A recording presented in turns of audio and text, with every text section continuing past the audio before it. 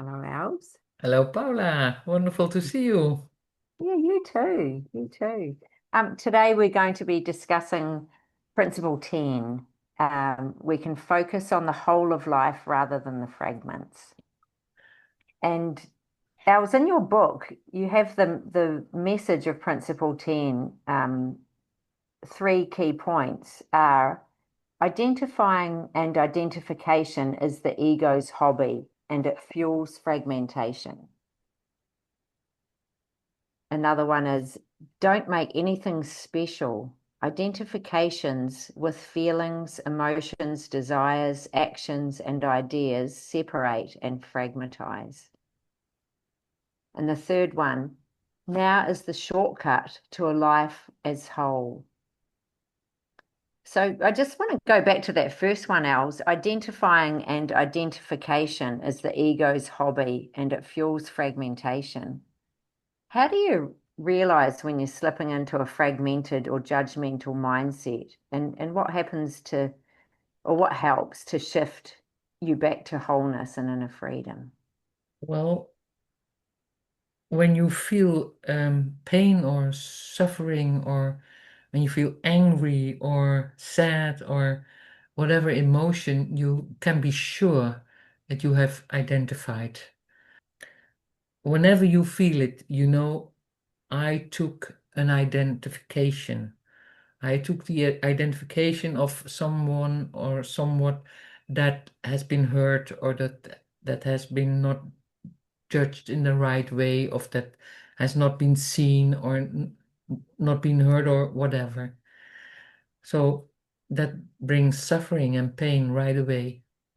Because when you don't identify, you are just the one who just is seeing what's going on, and not going on in the sense of I judge it, but you are just somebody who is looking at the play as if Yeah, you are in the theater or in the circus or whatever. yeah, You yes, don't identify with anything. yeah. Just focus on that one thing. You Yeah, you are not focusing on that one thing. Ah, okay, okay.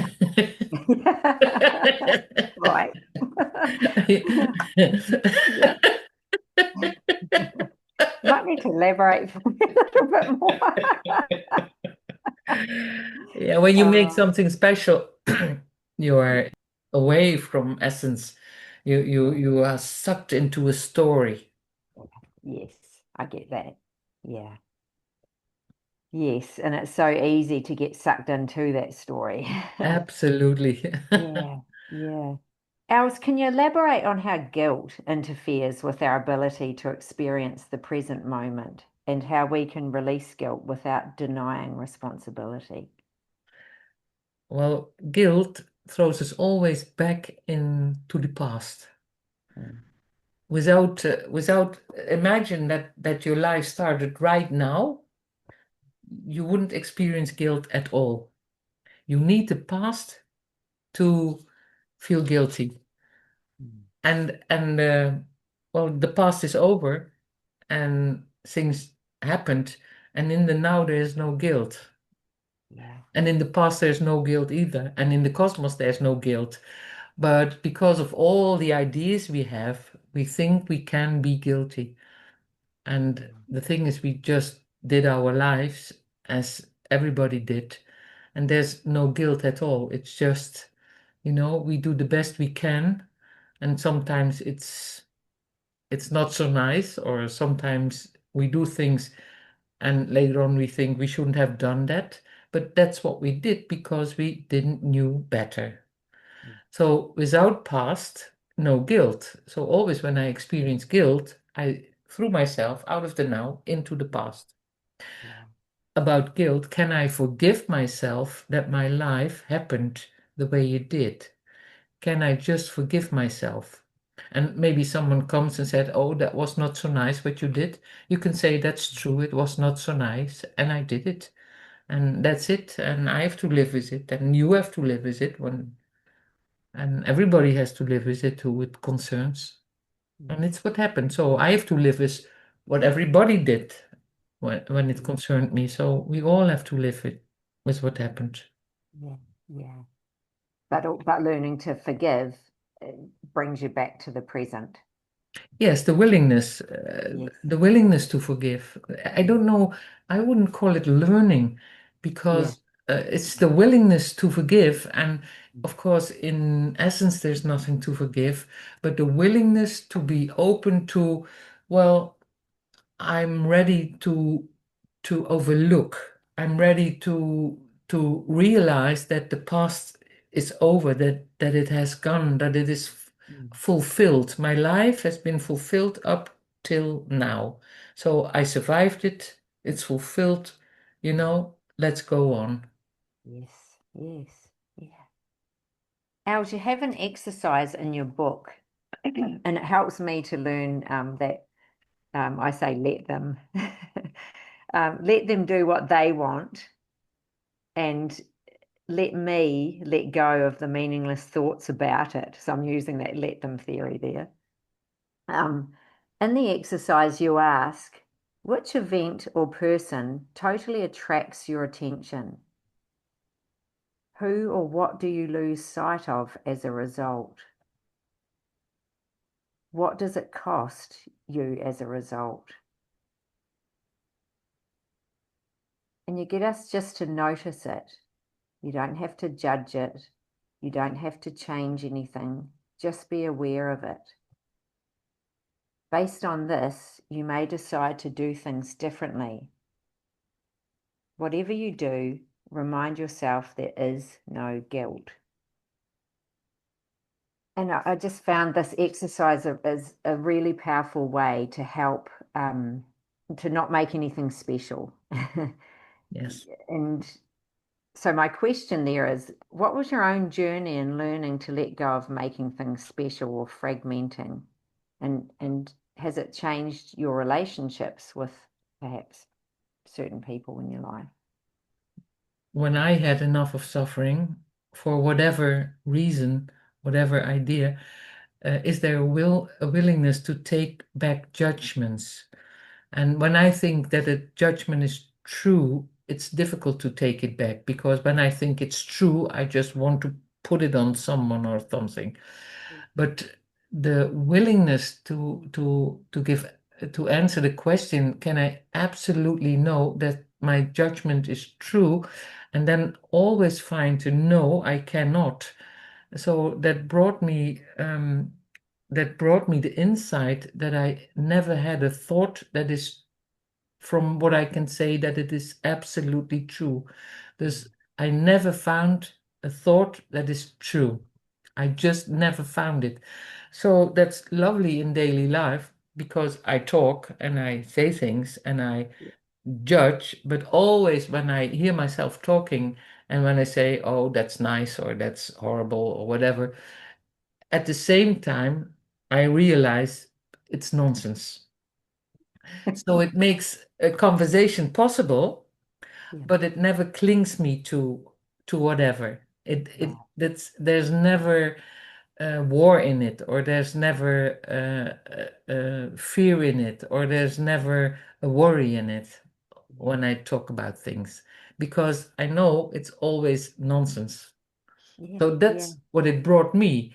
I didn't want to suffer anymore. I didn't want to feel pain about things. I just didn't want it anymore. It was Yeah. ready to go Did it, beyond. it must have taken a lot of practice because I can imagine some people listening to this would probably think, wow, how can nothing I'm thinking be not true? Well, it takes some practice, yeah. It took me some time. Yes, of course, it took me several years, but Yeah. willingness just to Mm. go on and go on and go on. That's something you have to find in yourself. The Yes. the the really the decision to go on and to always ask yourself this question: Can I absolutely know that it's true? And answer it. And Yes. when I find the no, I know there was a moment I thought, well, I never found a yes, so I know that everything is nonsense. Mm. Mm. Yeah. Yeah. I can't wait till I'm there. I'll get there one day. Yeah, but it's that willingness that's the key too, and that's the good thing, yeah, yeah, That's the key. That's the longing to be free. And there yes, you find the yes, willingness to do the practice, to yeah, really experience what you are in essence. yes, yeah, It's yeah, not that you get a gift that you have to earn. No, you yeah, are already that. You are already free, but your thoughts make it impossible to experience it. When you have judgment, you lose the experience of being free. yes, yeah, yeah. And like this principle says, you focus on the fragments, Yes, don't you? yes, Yeah, yeah, absolutely. yeah. Els, how can we begin to identify and dismantle these inherited family patterns that reinforce fragmentation and limit our sense of freedom? I noted that in your book, and yeah, I think So yeah, well, you can see thanks. mostly it is what where are you irritated about what your parents do, and then when you have a real honest look, you see you do it yourself, and then you find your family patterns. My mother does it, I do it, Yeah. and well, it's always the same. It's taking back all judgments, stop projecting things, and be aware of what you are doing yourself, and take the make the decision to stop it, and you will find out it's not very easy to stop a family pattern because Mm. they are really so they are strong, because they carry loyalty in them, because when my mother does it and I do the same, there's loyalty to the family. And then when I decide not to stay in the pattern, I break the loyalty into the family, but I free myself. And in a way, and that's funny, I free in the backwards my family also, my mother, my grandmother, and so on. Ah, yes. That's Yeah. a funny Yeah. thing to experience. Yes. And I free the people, the children who come Further after me. generations. Yeah. So it's like Come, an intergenerational healing in a yes, way. Yeah. Yeah. absolutely. Yeah. That's Mm. amazing. But somebody has to stand up and to say, okay, I stop here. Enough. Yeah. This is the Yes. end of it in Yeah. me. And Mm. everybody feel free, but it's the end in me. Yeah. Yeah. Yes. Yeah. Oh, that's really interesting. Um, just thinking of these things that we zoom in on, and it could be an annoying behavior that someone has, that just it's so hard not to fragment and see their wholeness. Yeah, how do you shift your thinking? You've probably already explained this, Els. I think you have, but it's yeah, just shifting that thinking from the zooming in on the little things to seeing life as a whole. Um, Yes, you really need the wish to be happy instead of to be right. mhm. And when you haven't made that decision on all points, because there's no exception, when you make one exception, you miss it. You have to be willing not to want to be right Yeah. for nothing. Mm, yeah. And it's quite for some people it's quite not only for some people, I think for everybody, it's quite a thing, to put everything on the table, Yeah. and just to go for happiness. And Mm, well, sometimes we take some steps in it, and then we fall back, and we take some steps and we fall mhm. back, and that's okay, it's okay. Yes. We Yeah. can't go any faster than we go, because sometimes it's maybe too painful, or we are too scared Mm, to offer it all right away. yes. Yes. But when the suffering is too much, there we can find the willingness. And sometimes we have such a hard-headedness that we are not willing to offer it now. And that's okay also. Yeah. And Yes. it is Yeah. in eternity, it doesn't Um, make any difference. But now it makes a difference. so yeah. true. Yeah, I was wondering, because I sometimes I think of endings and new beginnings, but like nature, like life, life is cyclic and like nature is, and so change is inevitable, and welcoming change is healthy. Yeah, just my question there is, how do you stay grounded in trust when facing unexpected or painful endings? Yeah, well, I would turn it around. When you are grounded, you will find yourself staying in trust. When you are grounded, you find yourself Yeah, staying in trust. And when not, ask yourself, would it have been better if, for example, that person would have stayed? Would you be happier yeah, if you were not divorced? What if you would have uh, lived in the same house until your 100th birthday? Would that have been nice? So when the answer is no, and mostly the answer is no, yeah. it's wonderful to see what it gave you instead of what it only cost you.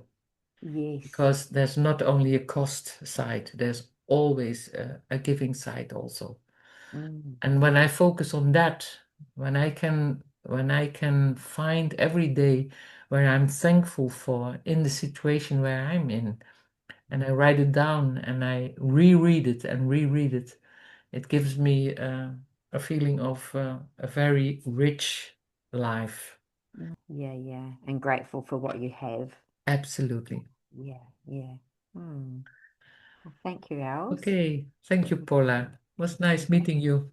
You See you too. next time. Yeah, bye-bye. Bye bye.